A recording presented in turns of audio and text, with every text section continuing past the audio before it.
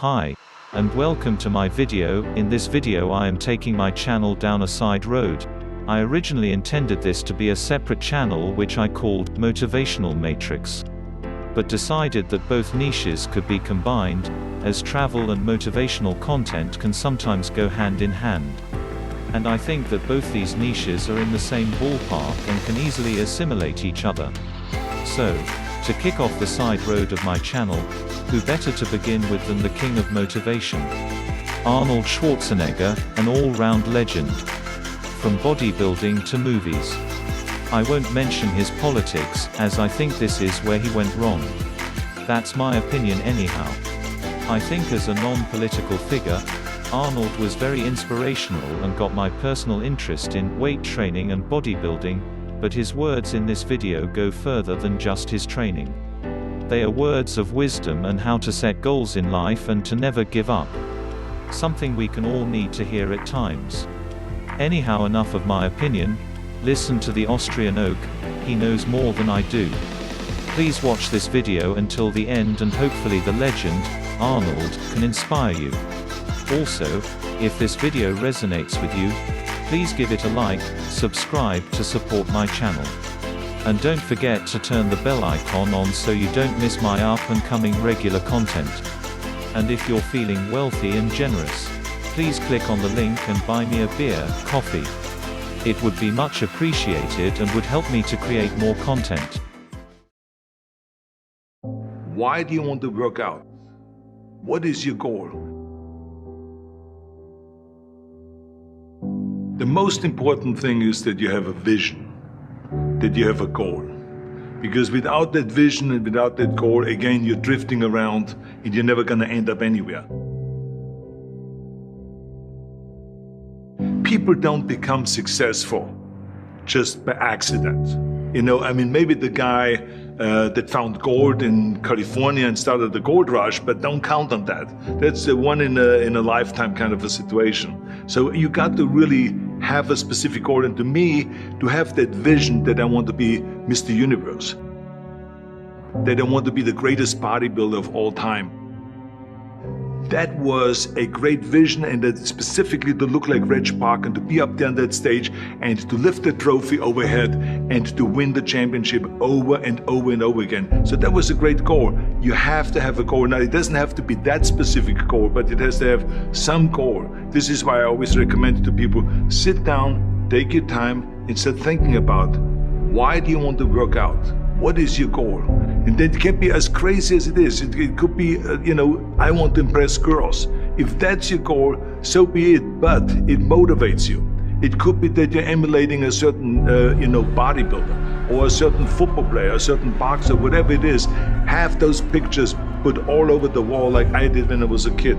I put pictures of Reg Park and of Sonny Liston, of boxers and of Ali and of powerlifters and weightlifters all over my bedroom, wall. So that every day when I go to sleep, every day when I wake up, I look at those pictures and they motivate me. You need that motivation, and then therefore you have this kind of imprint in front of you all the time, and you know exactly what you're chasing. People always come up to me and says, why are you smiling? You're working out 5 hours a day. You're doing the same as the other guys, but the other guys have a sour face. They're pissed off that they have to do another rep or another set or something. I looked forward to another 1,000 reps of sit-ups. I looked forward to another 500 pounds of leg press or squat. I looked forward to doing more and more curls until my arms fall off. Why? Because I knew that every rep that I did and every set that I did and more weights that I lifted, I get one step closer to turning that vision into reality. So I was turned on by that. I was excited. I couldn't wait to get to the gym.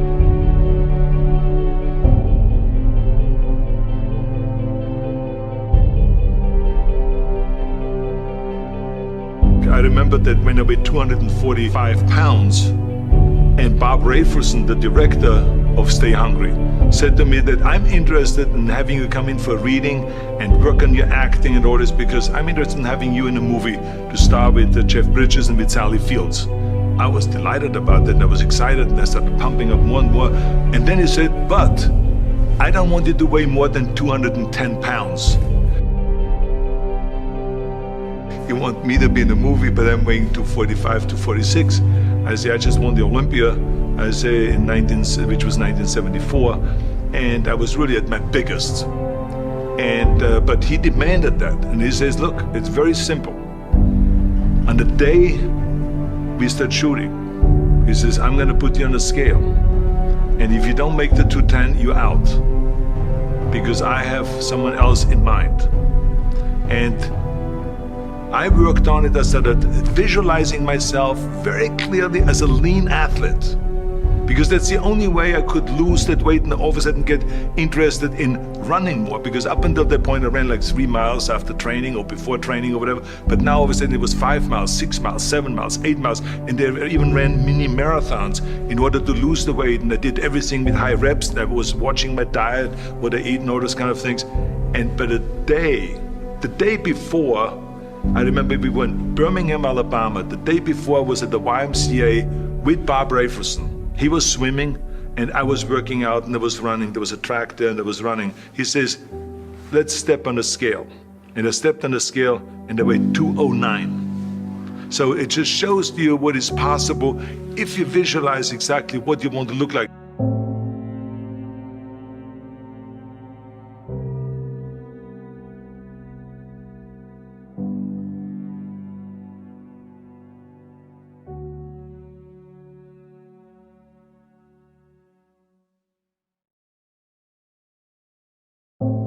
And there was no room for any kind of like, well, I can't get my act together or anything like this, because there's only a certain amount of time. But the key thing again is have the clear vision.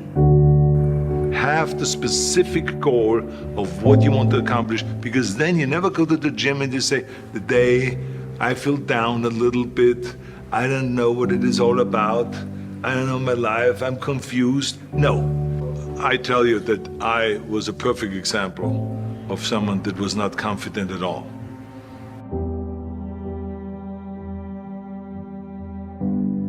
I mean, when I was a kid, I was just like any other kid. I had my hang-ups and problems and all this.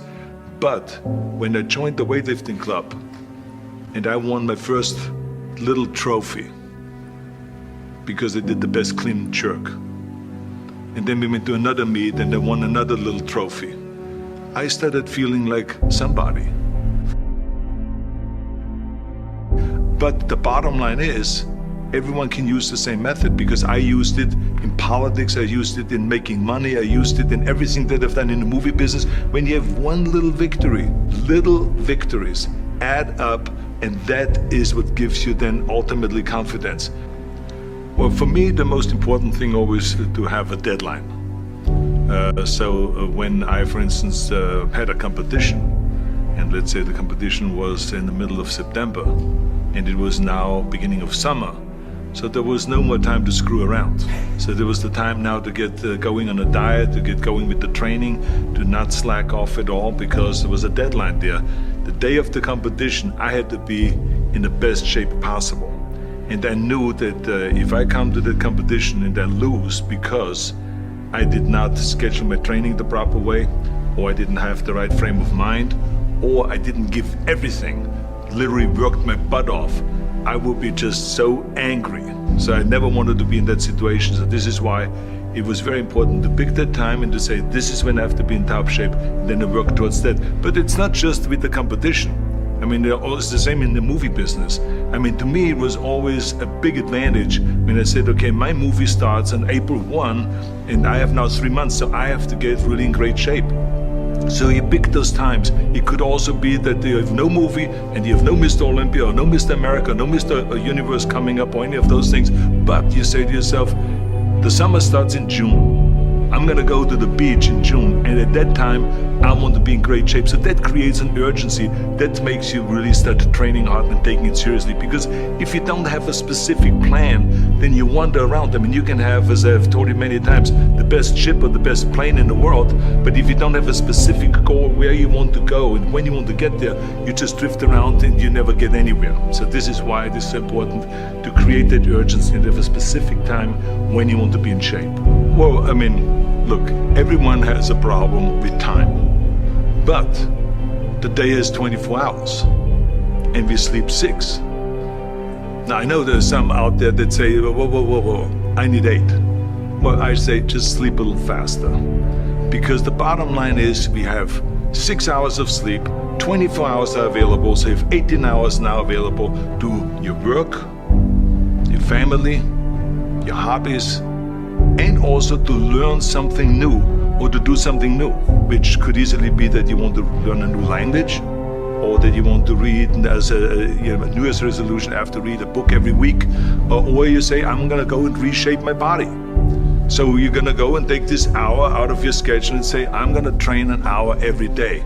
So this is for most people a huge challenge, but it is totally doable, I can tell them, because the kind of things that I did when I came to this country, I mean, I went to school, I was working in construction, I was working out my 5 hours a day. I was taking acting classes from 8 o'clock at night to 12 midnight. I was doing all of those things.